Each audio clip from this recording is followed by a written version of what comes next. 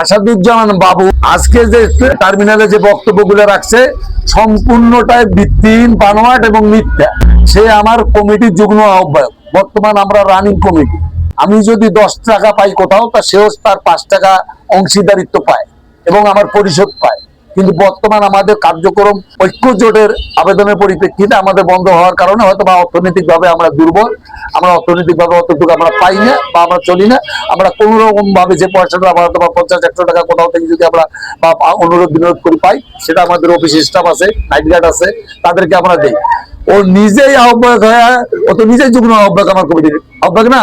সে কিভাবে ওখানে বলে যে অফিসের ঘরে পানি, তো উপর মুখে থুতু দিলে তো তার গায়েও পড়ছে, পড়ে নাই, পড়ছে কি নাই পরে। সে যদি এখন সিভিল শ্রমিক হতে চায় তাইলে তো আর হবে না ভাই, হবে।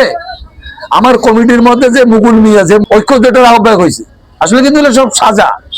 এগুলো বাবু এগুলো কুচুক্করি মহল, ওর মাথায় এগুলো খুব কিন্তু ক্রিটিক্যাল বুদ্ধি। এগুলো করিয়ে কিন্তু মনে করতেছে অনেক কিছু করবে, আসলে কিন্তু যেটাই থু দিচ্ছে ওরে গায়ে পড়তেছে। আমার এটা কিন্তু বুঝতে হবে।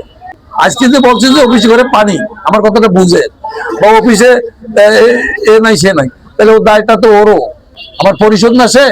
সে যদি 10 টাকা যদি আমি পাই, তার 5 টাকার অংশীদারিত্ব বলে, তাইলে তো সেটারও দায়িত্ব তারও তো দেখাশোনার দায়িত্ব আছে না। আমি একাই, আমাকে তো কমিটি করে দিয়েছে 11 জন। আমি 6 টাইমে এই রংপুর জেলা মোটর শ্রমিক ইউনিয়নের প্রতিনিধিত্ব করেছি।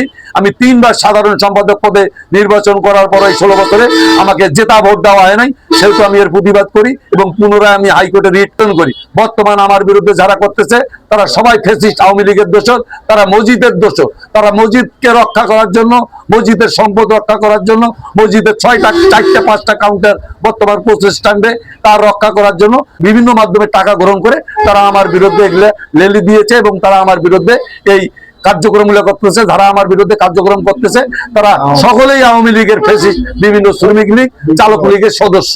আপনারা এটা প্রতীয়মান। 22 নম্বর ওয়ার্ড আওয়ামী লীগ সদস্য, আওয়ামী লীগের লিডার মিজু কাউন্সিলরের বড় ভাই মুকুল মিয়া, সেও আওয়ামী লীগ শ্রমিক লীগের লিডার। এবং আমি যে নুরু মিয়ার কথা বলতেছি, নুরু মিয়াও আপনারা বাহার কাছনা যান, ওখানে বাহার কাছনা গেলে ওখানে ওয়ার্ডে শুনতে পারবেন।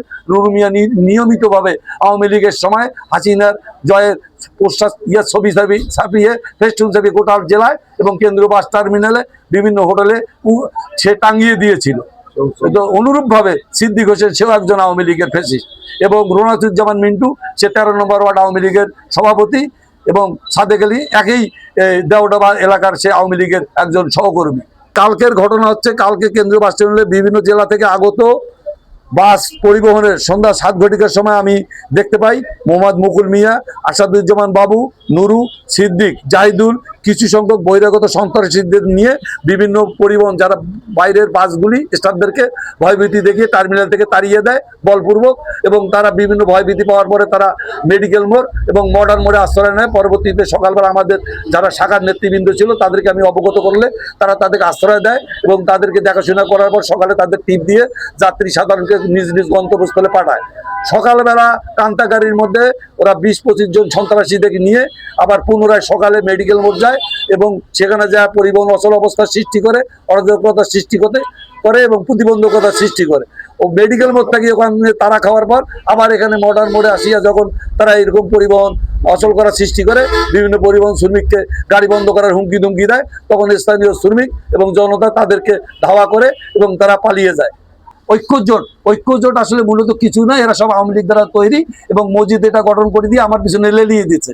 এবং এই ঐক্য জোটে একটা জেলা প্রশাসক সাহেবের কাছে, যারা পূর্বে যে জেলা প্রশাসক ছিল তার কাছে একটা আবেদন করলে আমাদের সমস্ত টাকা পয়সা সমস্ত বন্ধ করে দেয় এবং সমস্ত মালিক সমিতিতে এটা জমা হয়।